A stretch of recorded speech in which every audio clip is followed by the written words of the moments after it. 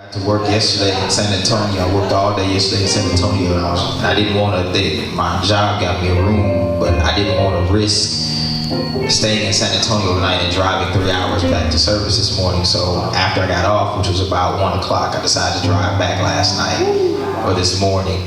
And so thank God for a good wife. First lady's in Memphis, and so she talked to me for part of the way. And she had to sing this morning somewhere, so she had to eventually go to sleep. She was trying to hang, and so I got to about, I think I was 115 miles out of Houston, and I was 59 miles. As a matter of fact, First Lady had hung up the phone. I don't remember driving those miles, and here's the interesting thing. What brought my attention back was my gas light beeps when it gets low. And when my gas light beeped, it's when I noticed that, and I looked down and said, how am I out of gas? I just stopped at the gas station probably about 45 minutes ago, or 30 minutes, or however long ago it was. But I had driven so far, I had run out of gas. Wow. I had to stop. Here's my point. My point is, God will keep you.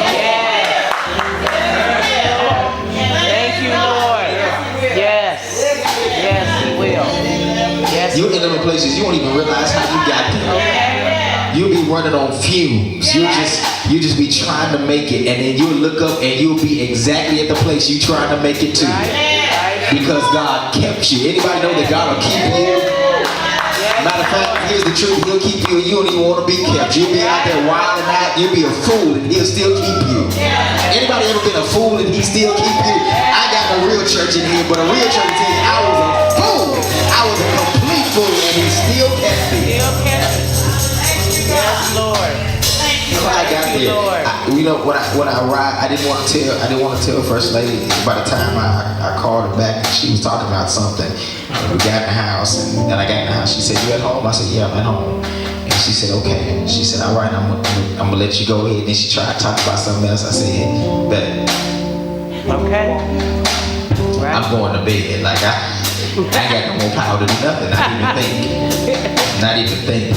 And so I got into bed. But it's just amazing that God will keep you. Yes. He'll keep you. Matter of fact, he'll keep you in perfect peace. Yes. Whose mind is stayed on him. And if you came in here before we jump into this, and I don't have a long word, but if you just came in here today and you're in a place where you just need just a little bit of peace, amen, let me give you some remedy. He'll keep you in perfect peace. Amen. This word perfect is derived from complete or total or whole peace. Perfect, without blemish, but total peace, holistic peace. He'll keep you in peace whose mind is stayed on him. So if you keep your mind revolving around, and even when the enemy tries to get you to slip up and doubt and try to think, come on, he tries to get you to think an adverse way, you just keep your mind stable. And he keeps your mind in perfect peace. Yes, Lord. How is it that I'm getting ready to read the scripture? I promise I don't have a long word. I'm already in. How did I not lose my mind? Because I kept my mind stayed on him.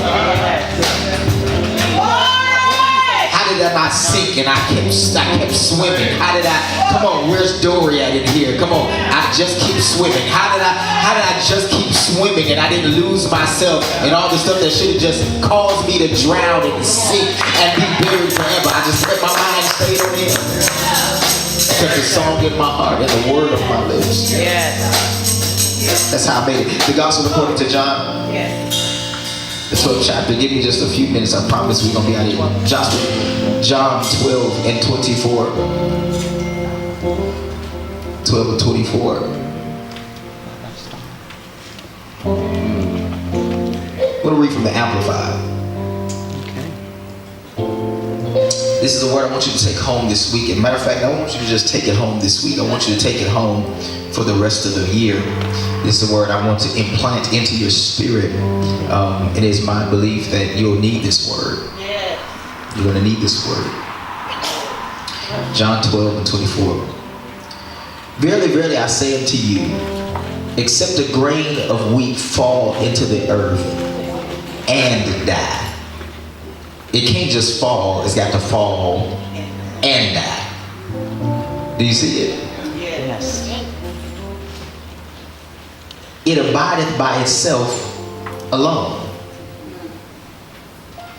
But if it die, it bears much fruit. Now that's what the ASV version. Let me read it from the Amplified.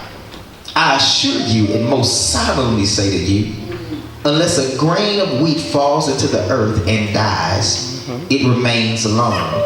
Just one grain, never more. Here's the rest of it. But if it dies, it produces much grain and yields a harvest. Here's what Jesus says. The one who loves his life eventually loses it through death. But the one who hates his life in this world and is concerned with pleasing God will keep it for life eternal. Give me just a few minutes. I want to talk from this very simple theme, and that is simply grow from here. Grow from here. Grow from here. There's a reason why seeds must die. There's a reason why they must die. There's a reason why they must die. Nothing is born without a death. Some sort of death attached to it. Some sort of casualty, if you will, attached to it. The Bible says, unless the wheat falls to the ground, there is nothing else that can be produced from it. How many of you in here can testify to this, that your falls produced something greater than you ever knew they could produce? Here's the reality. It took you falling to produce something greater. It took moments of your failures to produce you to become better. It took you going through financial difficulty for you to learn how to manage your money successfully. It took for you to have failed relationships to know how to handle good relationships with people when they come into your life. It takes moments of falling or moments of failure, so to speak, that will create in you or develop you rather to be a much better person and a much more productive individual. Somebody said, I got to grow from here. You didn't know how to live until you failed and had to return from falling down or falling apart. Is anybody in here you didn't really know how to live until you kind of lost everything you had, and then you had to learn how to live. It wasn't until you had moments where things were depleted, you were living in a depleted space, and that's how you learned how to live. Maybe at one point you had it going on real good, and then God dropped you down to a very low level, and then you had to learn how to live all over again. And as a matter of fact, you found out that the stuff that you found value in before, it wasn't as valuable now, because, watch this, because you're learning how to live, because you're learning how to develop on a whole different level, in a whole different way, and with whole different you got to understand that God will use moments of your difficulty and moments which seem like demise and moments that seem like you're being thrown down and develop you into something better. Watch this. Watch this. Watch this. Here it is for all of you who can testify that it took you losing to live. Come on, look at somebody, tell them, it took me losing to live.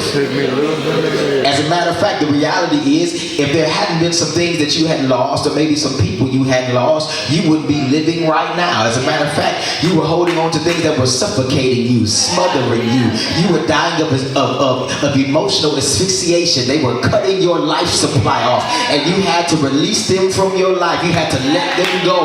You had to let it go. Come on, you hear what I'm saying? You had to move to a completely different place of thought, because if you didn't lose it, you weren't going to live. But thank God that God allowed some of the things that you thought were valuable for you to let go so that you could live. Look at how well you're doing now, because you had to let some things go. Look at how much better you appreciate life, because now you've had to let some things go, and now you're in a much better space. You didn't understand before. There's my help right there. You didn't understand it before, but you were able to see that after I lost it, it wasn't as important. After I let it go, it didn't mean as much to me, because God was trying to give me something better. And the reality is if we learn how to let the things go that kill us, God will give us things that will give us a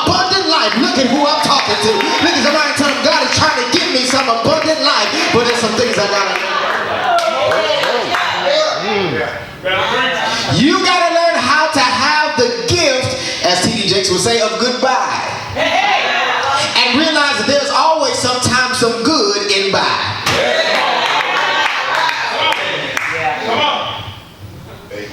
Here it is. Watch this. Watch this. Watch this. Watch this.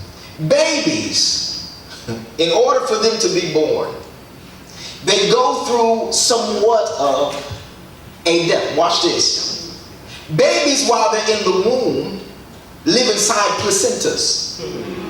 Mamas, if y'all got kids and y'all know this, we're gonna have a talk. They live inside placentas. And inside the placentas, there's an exchange of nutrients and waste. Watch this. And so the mama feeds the kid through the umbilical cord attached to the placenta. And the baby gets all of the nutrients that it can from the mama. But when the baby is born, the baby cannot be born or cannot completely develop into who he or she needs to be until it is birthed from the placenta. Because the lungs don't completely operate or function the way they need to until the baby is removed from the pouch. Are you hearing what I'm saying? Have you ever seen a fetus or a baby rather when it's inside the placenta, it's balled up? Now watch this. It has all of the possibilities of muscular strength, but until it busts out of the placenta, those muscles are not developed. Oh, I'm going somewhere. Watch this. Watch this. This death of the child, watch this, so to speak, in other words, this disconnection. And so the death is a disconnection. Watch this. It's necessary, watch this, for the baby to live. So in other words, the baby has been connected so long so that it can stay alive. But at this time, when it reaches a point of maturity, it has to leave that place of comfort and connectivity so that it can become what it's supposed to be. I'm trying to help the house. Watch this. Look at somebody and tell them you can't stay in the placenta forever.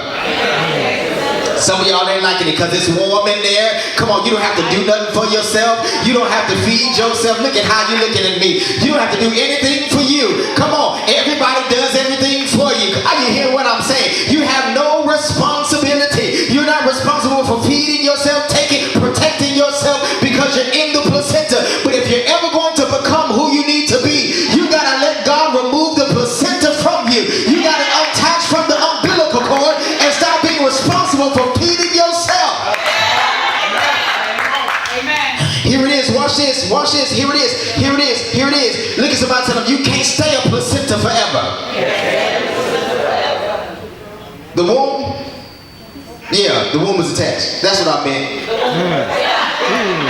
You know what I meant. That's what I meant. I'm putting you on the spot because you held the sign up. It was in my notes, I was just saying the wrong word. Here we go, watch this. I'm trying to call you out. Y'all know I'm crazy, don't put me on the spot. I will actually go there on the spot too. Watch this. You can't stay in the womb forever. Watch this. At some point you have to be born. Watch this. Babies don't breathe independently, and what's intended to work in them doesn't work until it has, watch this, until it has to be pushed out. Because after a point the body works to expel the baby. Are you hearing what I'm saying? Watch this. And so sometimes the only way you grow is when you are pushed to grow.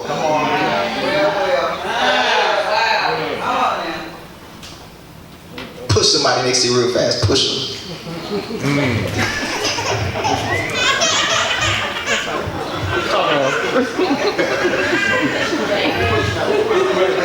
Some of y'all just ridiculously, man. Y'all push the babies and everything. That's why I don't tell y'all to slap your neighbor in here, because y'all really will try.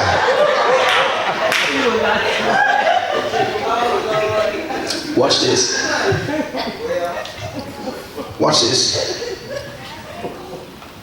And so, sometimes the only way you grow is when you're pushed to grow. If you look at the text, the wheat is planted, but until it experiences something that most people would experience or take in as a negative, it only remains a seed. It only remains a seed. It has to fall in order to become. Go to the text, church. Let's watch it. Because the inference is that in order to further growth and not be a seed forever, there has to be a fall. Did you see it?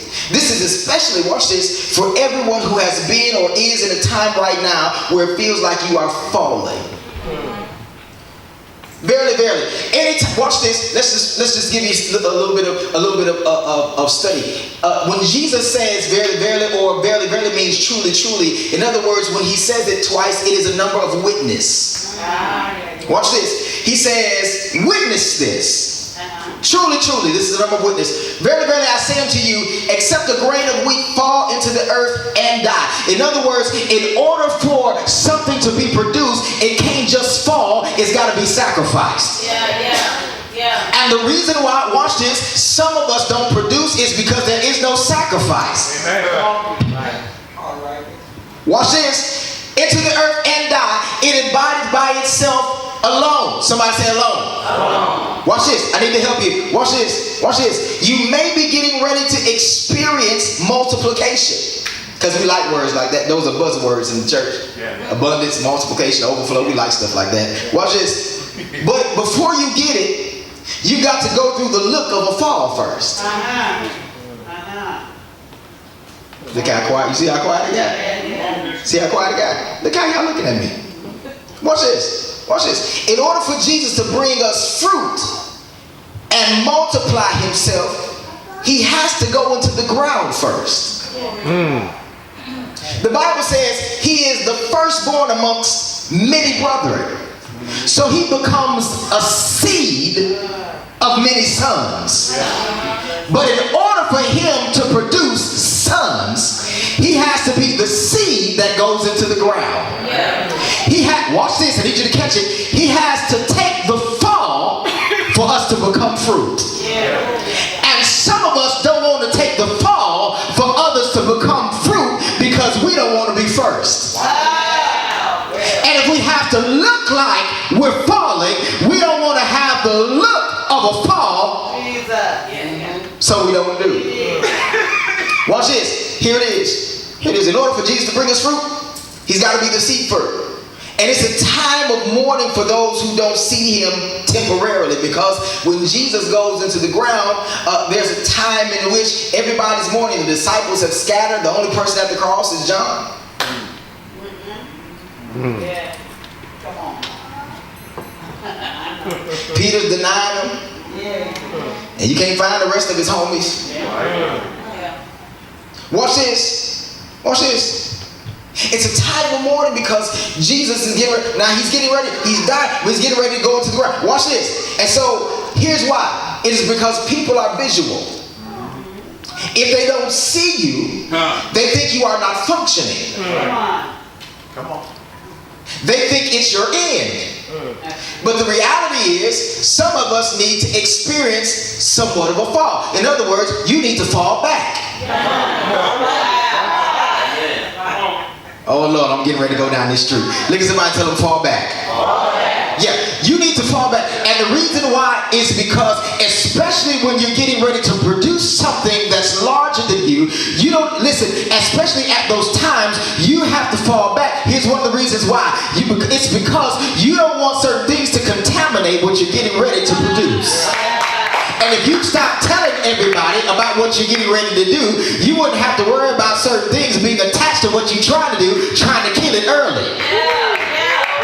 You can't be mad at, oh Lord, you can't be mad about people trying to kill your stuff and you keep giving them the murder weapon.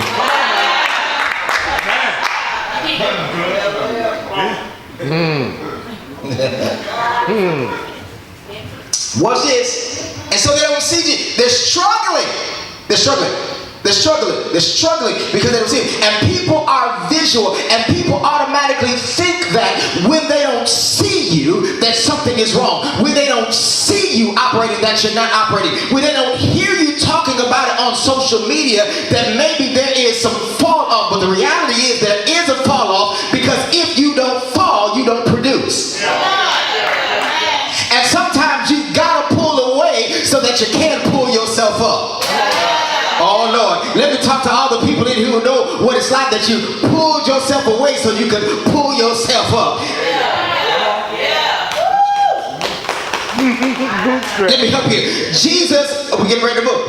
Jesus, he is in the Garden of Gethsemane. He goes ahead of the disciples because he has to pray. Peter, James, and John, they sleeping. But he goes ahead of them because he has to pray. And while he's praying through the most difficult part of his life. But he has to pull himself. Watch this. Jesus buried to earth so he could be the first fruit. Maybe you've experienced some real challenges in life, but please understand, you may just be the first of many of harvest. Let me give you a little bit more, we're done. Mark 4:26 says, the kingdom is like this, a man that scatters seed. I need you to see it. Watch this. And the scripture says, whether he's sleeping or awake, what he's planted will come up. And that's why you don't have to worry when you throw down good seeds. Go to church and watch this. Go there, Mark 4:26. It says that it's like a man that sows seed. And whether he's awake or whether he's asleep, where he throws the seed comes up. Watch this. Whether he's asleep and rise night and day, the seed should spring up and grow. He knows not how. In other words, he hasn't really put any work into it. He's just thrown the seed. He's not doing anything else after he's thrown the seed except watching over. But he can't make the seed come up. He can only do his part, which is to plant the seed. But he can't make it come up. Here's my point. Let me reiterate. This is why you don't have to worry when you plant good seed. Because when you plant good seed, if you know it, you'll know that it can always come back to you. And the reality is that this is prophecy for 5 of y'all. Watch this. For those of you who've been planting good seed this year, but you ain't seen no manifestation of the seed, I heard the word of the Lord just tell me that it's coming back to you. And you ain't got to remind the people that you're sown into, it's coming back your way.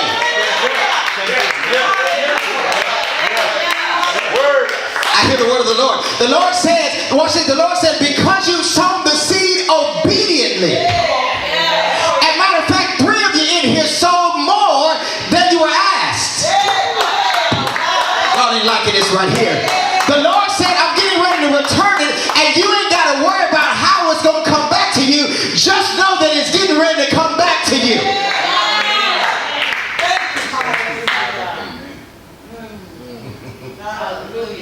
You're trying to figure out how you're going to get your seed back. It's coming back. Watch this. Watch this. Here it is. Here it is. It says, here it is. It's the cycle. I'm done right here. It's the cycle of seeding. Watch this. First the stalk. In other words, something shoots out of the ground. This is the proof that it's been working the whole time. For those of you who are in a place where you need the word to work for you, and you need it to work fast, you need it to work right now, you need it to work, you need to see some evident signs. So watch this, I'm trying to help you. It says the first thing that comes up is the stalk or the stick. It comes up out of the ground. Watch this, this is the proof that what's been going on underneath has been working the whole time. Watch this. But there's nothing grown in it except for the evidence that I wasn't crazy.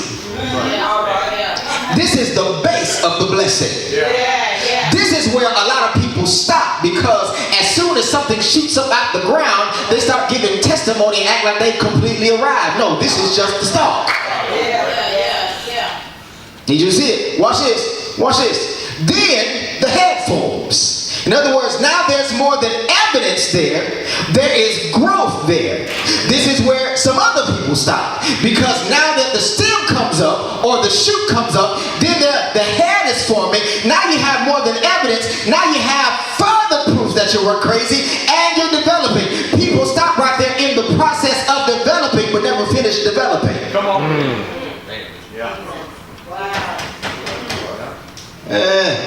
Come on.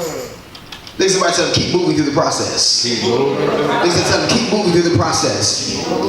Keep moving through the process even when the process is painful.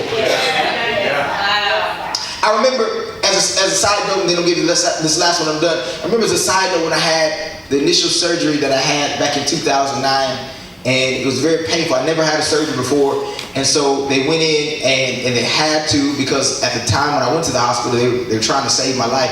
And so when I went in, by the time I got that sepsis, by the time I got there, I've been sitting for hours and hours and hours on the inside of my abdomen. And so I've been sitting for hours in Tennessee, in another part of Tennessee, and so they had to take me by ambulance to the next hospital. And so by the time they got me in there, they ended up cutting me from here. They cut me all around, down by my navel, and went all the way down to open me up. They had to take 6 gallons of water to flush me out, just to flush me out. And so it was really just struggling. And so one of my friends, we're still friends to this day. Some of you have met him. One of my friends, I was trying to rehabilitate. I was in the hospital. We'd been in there for almost a week. And by this time, they were saying, you have to get up and walk. For those of you who have surgery, they leave you alone for like the first 2 days. Maybe. Depending on what kind of surgery you've had. But around about that second or third day, they come in early in the morning.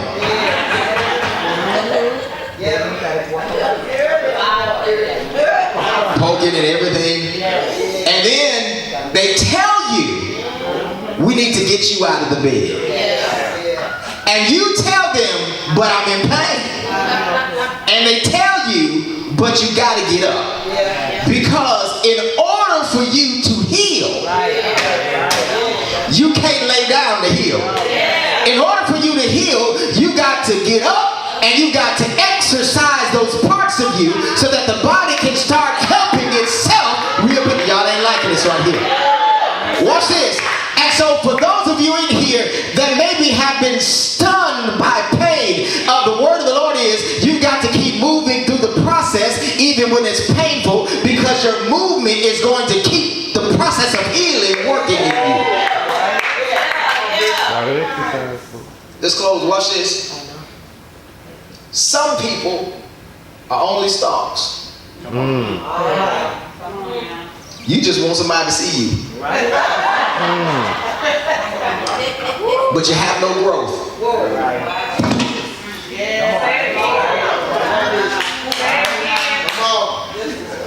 Yes, sir. Some people are more than stalks. They have a little bit of the head and they stop right there. Because now that you're seeing, you have a little bit of development, but you're not fully developed.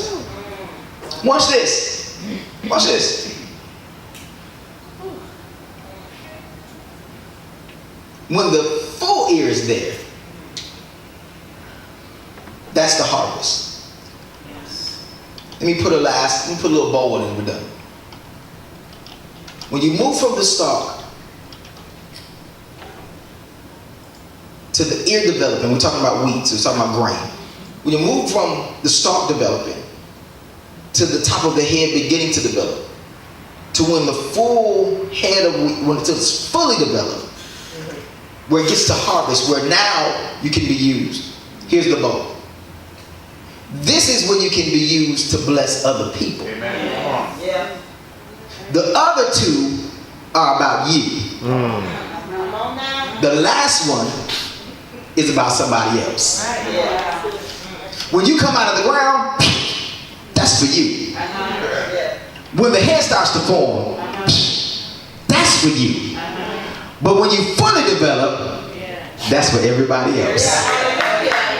And one of the reasons why we stop at the development process is because we know that as soon as we become fully mature, we got to give ourselves away.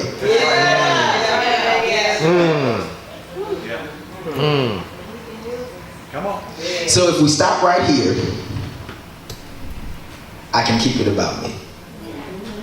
If I develop a little bit, I'm not just visual. I got a little value, but it's for me. Right. Nobody else can use it.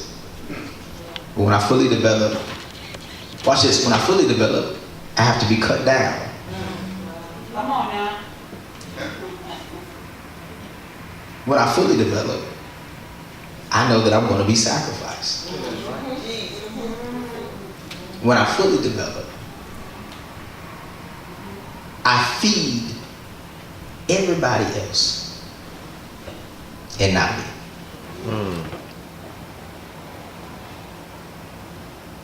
The question is, which one do you want to be?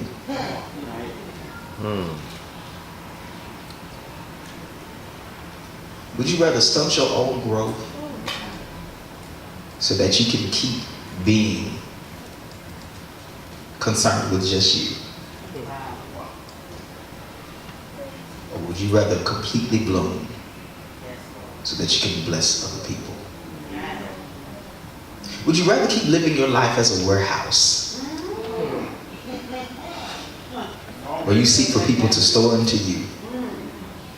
Or would you rather become a distribution center where goods are moved through you? But the distribution center is never empty.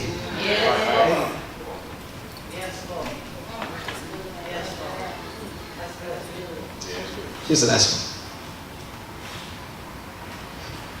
Would you rather continue to be a liability? Come on.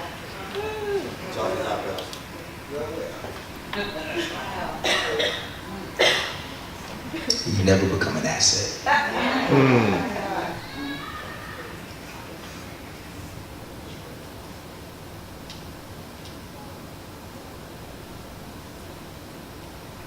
You decide what you want to do with your life.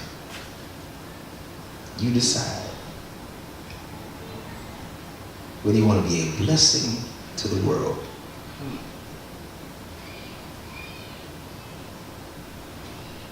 or whether you always want the world to bless you.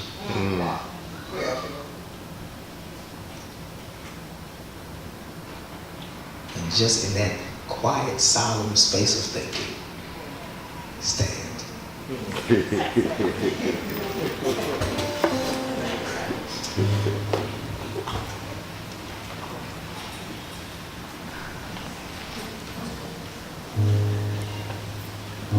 Jesus said, if I be lifted up from the earth, I'll draw all men unto me.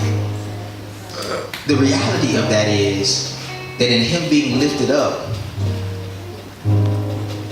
he would be sacrificing himself so that he could draw people. That his pain was purposed. The reality is we talk a lot about, stuff in church like pain, like, salvation and Christianity and our faith walk is all painful. It's not. Obedience just costs you. Amen. Yes, it does. Just costs you. Amen. And some of us will obey our jobs, our bosses. Come on. We'll obey them quicker than we'll obey God. Some of us obey our kids. Your kids are your boss. Sometimes. We don't even go there.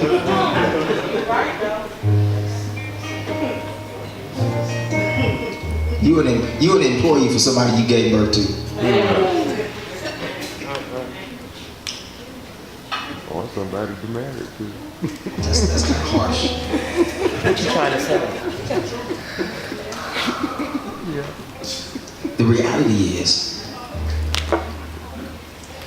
and I think in church we talk a lot about losing people, losing things, this, that, other. But the reality is, it's not necessarily about losing from the standpoint of everything being so melancholy, everything being so depressing. We lose everything. It's just learning that levels come with new requirements. Amen.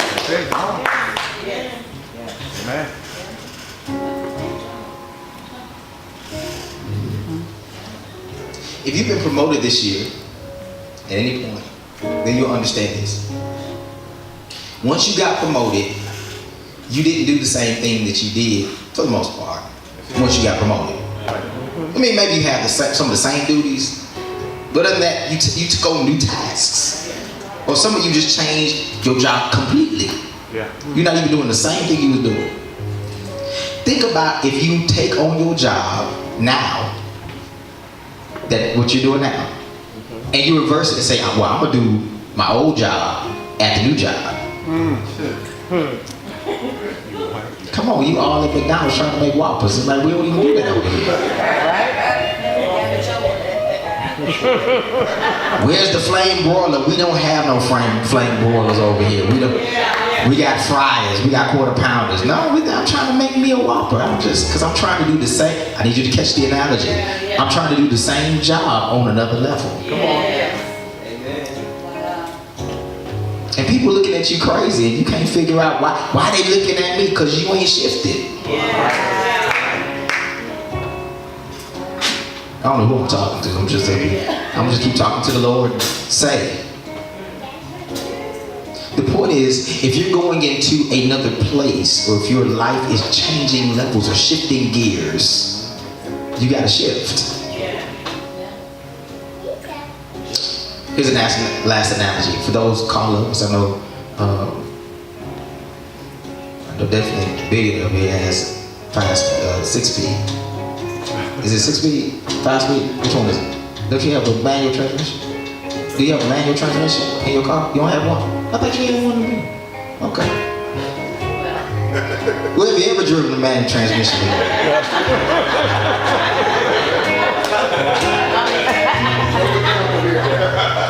First it was the placenta, I was mixing up the placenta and womb, and now I thought he had it. Anyway, here's the point. I'm sleeping. Watch this. Once you get to a level on when you're driving a manual transmission, the car will tell you when it needs to be shifted.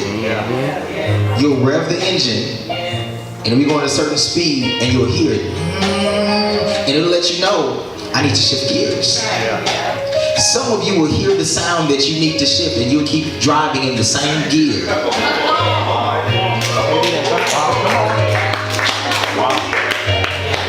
God has been calling for your life to shift for the last 7 years, and you still trying to drive the same gear. Talking about, I know my prayer life gonna work in this gear right here. Shift. I'm not a car man. I'm not a car enthusiast. I'm not a car person. But I just believe. I think that, and I know Ms. Rav, I think that if you keep driving it in the same gear when it needs to be shifted, eventually you're gonna tear up the transmission. Or the engine. And some of us wondering why we can't go no further. You can turn the car on, you can drive it, but you can't go nowhere. You know what? Because you keep driving in the same gear. Wow. Yeah. Okay. This is my prayer for you. My prayer for you is that you don't stop when the shoot or the stalk comes up. My prayer is that you don't stop once the stalk comes up and the ear starts to develop. My prayer for you is that you become the fullness of what God desires for you to be. That's my prayer. So that you can be a benefit and a blessing to everybody. Then when you approach people, that it won't be about you at all. It'll be about them. And ultimately, and that's your lateral reach, but your vertical reach is, God, how do you want me to reach them? What kind of light do you want me to shine on them? And how can I show you effectively to the world? That's my prayer for you. In Jesus' name. Clap your hands and give it praise.